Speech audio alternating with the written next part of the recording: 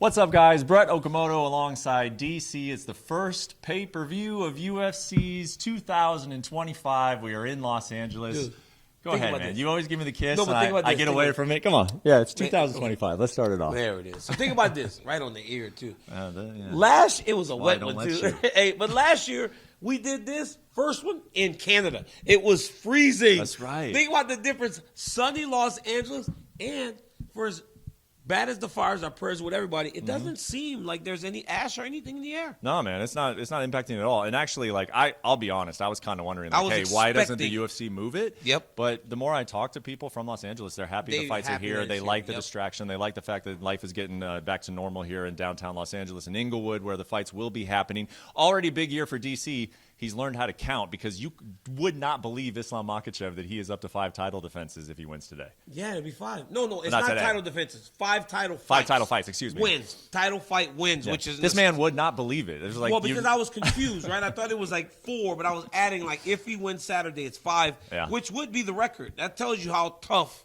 it has been traditionally to be successful at lightweight. Yeah.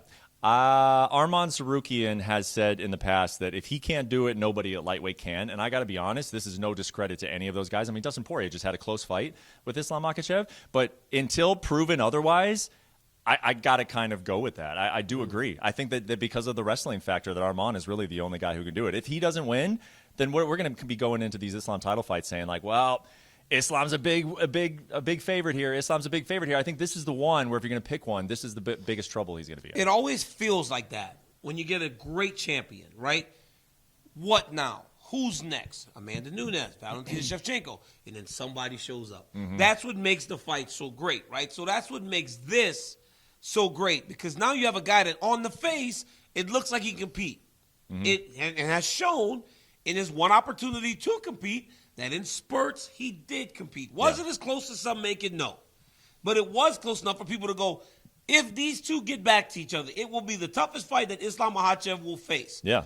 It's an amazing situation that is brewing for Los Angeles, and it seems fitting that this is the one that we start the year with. Because you got a great champion that is going to be challenged by a guy that seems to be able to compete with him. To me, when I look at this matchup, and there's a lot that goes into it because you got two great guys, right? So there's a lot of different ways that this could go, and there's different like little nuances that could happen in the fight. But especially when I watch the first one, it's like it's maintaining your energy, it's being in good shape, and then also picking those spots where you're going to use it, because it's just going to be such a grueling fight because of the way that these two wrestle.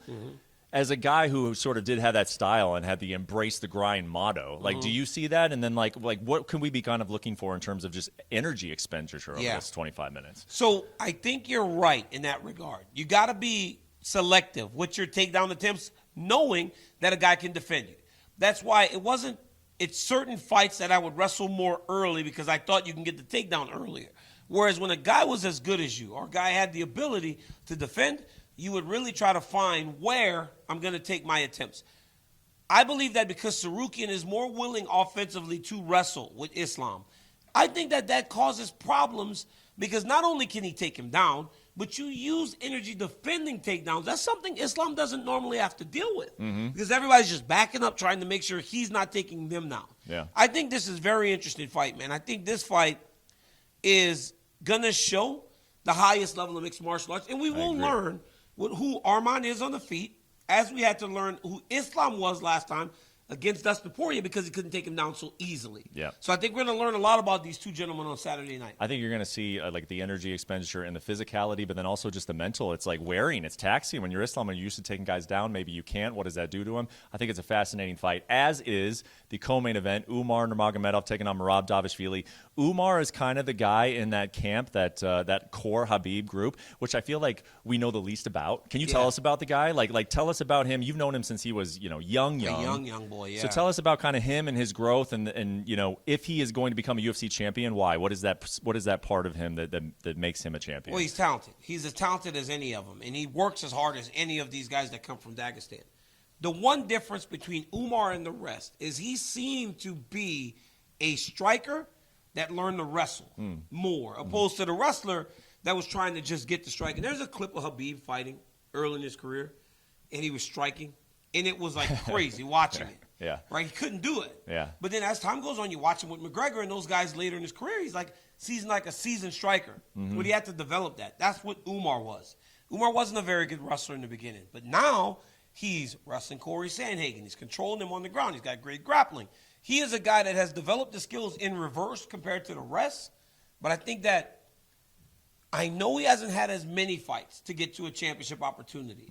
I think a lot plays into that. One, being tied to those guys in that way, winning the fights in the way that he has, but also the idea that you see him in there, and it seems like he's a guy that should be fighting for the championship. Yeah. But Merab is the real deal, and he's going to get pushed in a way that he never has, and I truly believe that the biggest push from Merab will come just in the cardio, because he's going to push a pace that Umar's never seen before. For sure. And I do think that, like, Merab is brought up, like, this guy doesn't deserve it, et cetera, et cetera. And, yes, it doesn't hurt having a last name Nurmagomedov. Also, we know that Umar was having a hard time getting fights. So if you can't get fights, then it's just like you kind of raise up the ranks sort of by Islam didn't default. fight in the top 5 until he fought Charles, right? Yeah. He never had a top 5 fight because guys just weren't willing. But I do wonder, and, like, even a guy like Umar, who has, like, been around this great camp, obviously he's got all of the wealth and knowledge of Islam and Habib, you don't know what it feels like a championship fight in the 4th and 5th rounds until you're there. And so how big of an advantage do you think Merab will have in those 4th and 5th rounds? And this is coming from DC, who is as biased as they come. So I mean, he already has picked all the Nurmagomedovs. I never pick nobody. I don't pick fights. I promise you I don't. But here's the deal. I was actually going to pose that to you earlier with Arman Tsarukyan. Because for as good as those guys are, him and Umar, they haven't seen that. They have not been there after that 3rd round. Now, Arman fought against the wrestling kid from Florida. That great fight. Tsarukyan versus Gamrot. Mateusz. Gamrot. 5 rounds. It was sick. Yeah. So he has been 5 rounds. Yeah. But there's nothing like going to a 4th round in a championship fight. Umar's never seen that. Umar fought 5 rounds against Corey Sandhagen. He's never fought at that pace that he's going to fight this weekend. Yeah. I think that in terms of experience at the highest level, advantage Merab, advantage Islam. Because being there is the ultimate tool, opposed to getting there and saying, I know I can handle this. You don't know if you can handle it until you experience it. I agree, man. I think we're going, even if things are going well for Umar, at some point there's going to be a little bit of a look of concern on his face because it's that pace. I mean, that's just what happens when you fight Merab Dvalishvili. Last question, and then we'll wrap it up because we're here all week in Los Angeles. Jamahal Hill taking on Jiri Prochazka. Just want to open the floor to you. What do you think about this fight? This seems like a polarizing one in the sense of, no, I don't even say polarizing. I think most people think Jiri is going to win this, and I think it's just because maybe they don't like Jamal, but that's sort of the feeling out there. How do you break down this fight? It's such a weird fight because you have this, right? Granted, both lost, but when matching 2 guys that lost their last fight, both being former champions, you have to take into consideration, one, cannot go back into another championship opportunity. That's Jiri Prochazka, because he's been beaten by Alex Pereira twice. Jamahal Hill needs to win, but it would seem like this style may present some issues for him because Jiri is so wild and diverse. We don't know how Jamal handles it. But I bought into this when first, obviously, it was announced. I was like, oh, it's cool. Yeah. But when those guys started going back and forth and they're chirping and Jiri's putting everybody in their place, going at Jamal, loved it. I believe this is a banger of a fight. I believe that somebody's getting knocked out. Me too. I just really don't know who. And that's like the best. When you know somebody's going to sleep, but you don't know who it's going to be. I think somebody's going to bed Saturday night. Crowd's going to go crazy. And Jamahal Hill with the win gets another title opportunity, I believe. Yeah. Jiri, I'm still not so sure what happens even if he does win. Yeah. It's going to be one of those nights, and I talk about this sometimes, is that the card is constructed so well because you're going to get Jamal and Jiri, and that's going to be like tense. Everyone's going to be like, a guy could go down at any second. I think you're going to see fireworks, and then you got the 2 title fights to finish it up. So it's going to be a good run-up at UFC 311. We got to wrap it up because this room is hot. It feels good. DC hasn't cut weight since 2021. That streak ended today. Look at him. It's beaten on the top of his head. I'm wiping greatness on this thing. Get this guy a towel and a water, and we will see you all week in Los Angeles, UFC 311 coverage. Thanks for joining.